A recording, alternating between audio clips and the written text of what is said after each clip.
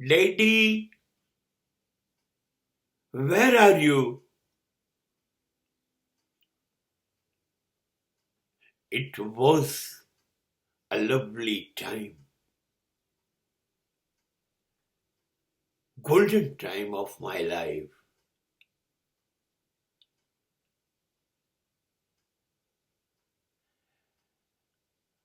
જ્યારે સંતાનો તમારા દીકરા દીકરીઓ તમારા માટે બૂમો પાડતા હોય, તમારી રાહ જોતા હોય, એ અદ્ભુત સમય છે. એક સ્કૂલમાં મારા પપ્પા નો નિબંધ લોકો પાના ભરીને વિદ્યાર્થીઓ લખતા હતા.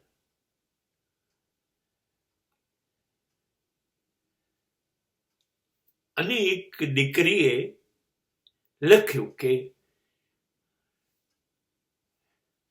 મને રવિવાર બહુ ગમે છે,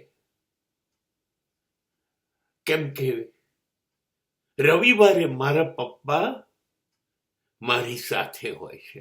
બસ નિબંધ પૂરો થયો અને એ પ્રથમ ઇનામ જીતી ગઈ. આ પિતાનું કે માતાનું, મોટે ભાગે પિતાનું પ્રારબ્ધ છે. જિંદગી શરૂ કરતું બાળક તોતડા અવાજમાં કશુંક બોલે, દાંત ન હોય, બોખું સ્મિત આપે, તમારી સામે જોઈને હાથ લાંબો કરે, તમે હાથ પકડીને પા પા પગલી ચલાવતા થાઓ, તમે એને ઉચકીને હવામાં ઉછાળીને કેચ કરો ત્યારે એને એવું લાગે સ્વર્ગથી પાછો એનો પૃથ્વી પર પ્રવાસ થયો. તમે એને સાયકલ શીખવાડો, તમે એને હાથ પકડીને કશુંક દોરતા લખતા શીખવાડો, તમારા બાઇક ઉપર આગળ પાછળ બેસાડીને એને લઈ જાઓ. એની આશા ખાલી તમારી ચોકલેટ, બિસ્કિટ કે આઈસ્ક્રીમની છે. તમારું બાઇક આવે ત્યારે તમે બાઇક પછી ઉતરીને બેગ મૂકવાના બદલે પહેલા એને તેડી લો. એને રમતો, બોલતો, ચીસો પાડતો, નાચતો, કૂદતો, એના તમામ પાગલપન કરતો જોવો એ લહાવો છે. એ લગભગ ચૂકી ગયા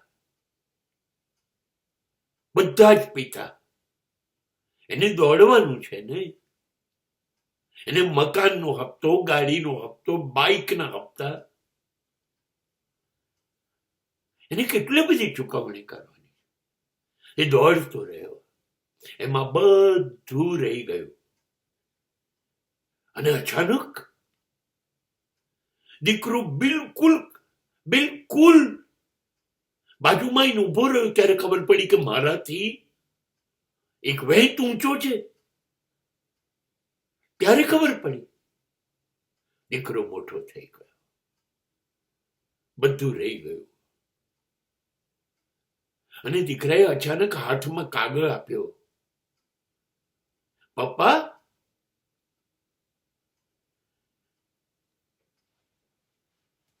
જુઓ, મને ઓસ્ટ્રેલિયા, મને કેનેડા, મને અમેરિકા, મને ઇંગ્લેન્ડ, મને નોકરી મળી ગઈ પપ્પા.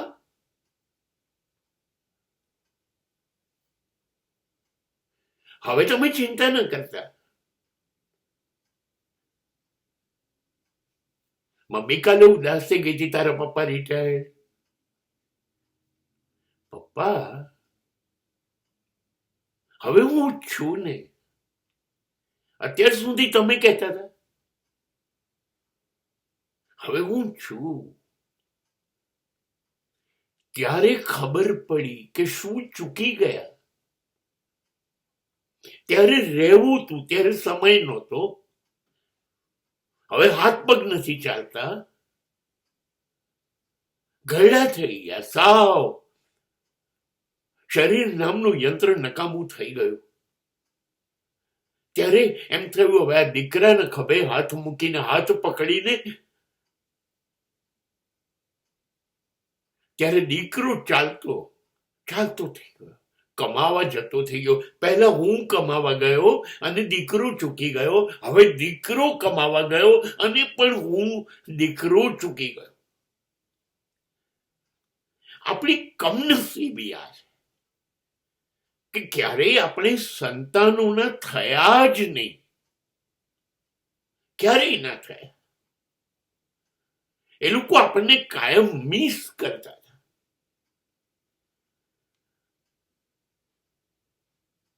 મારો એક મિત્ર હતો, શિક્ષક હતો, બહુ જ કમાતો, 1 કરોડનો ફ્લેટ, વર્ષો પહેલા બંગલો, ગાડીઓ, બધું હતું. એને મને કહ્યું હતું એક દિવસે ચાની કેટલી ઉપર એની આંખમાં પાણી આવી ગયા. એને કહ્યું હતું કે ડીકે મારું પહેલું ટ્યુશન સવારે 6 વાગે શરૂ થાય છે, હું નીકળી જાઉં છું. રાત્રે છેલ્લું ટ્યુશન 10 વાગે પૂરું થાય છે, ત્યાં સુધી મારા ટ્યુશનો ચાલુ હોય છે. સવારે 6 વાગે જવું ત્યારે મારો દીકરો દીકરી સૂતા હોય છે, રાતે 10 વાગ્યા પછી ઘેર આવું ત્યારે એ સૂઈ ગયા હોય. મારા દીકરા દીકરીઓને જાગતા મેં નથી જોયા. એ લોકો મને રવિવાર સિવાય જોતા નથી. બસ આવી રીતે એ મોટા થાય છે અને હું પિતા તરીકે ખોટો થતો જઉં છું. કેટલી બધી કમનસીબી. સંતાનો માટે સમય નથી. અને પછી કેવું થાય છે, જ્યારે આપણી પાસે સમય છે, હવે કશું થતું નથી, ત્યારે સંતાનો પાસે સમય નથી.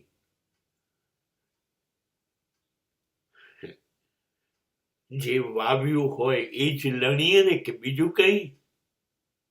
લીમડા વાયા છે તો કેસર કેરી ક્યાંથી આવશે?